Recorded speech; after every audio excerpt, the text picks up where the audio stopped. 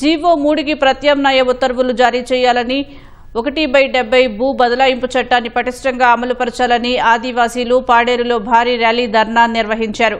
ఎన్నికలప్పుడు ముఖ్యమంత్రి చంద్రబాబు ఇచ్చిన హామీ మేరకు అల్లూరు జిల్లా జోన్ 1లో కొనసాగించాలంటూ ఆదివాసీ గిరిజన సంఘం జాతీయ కార్యవర్గ సభ్యుడు పి అప్పలనరస డిమాండ్ చేశారు.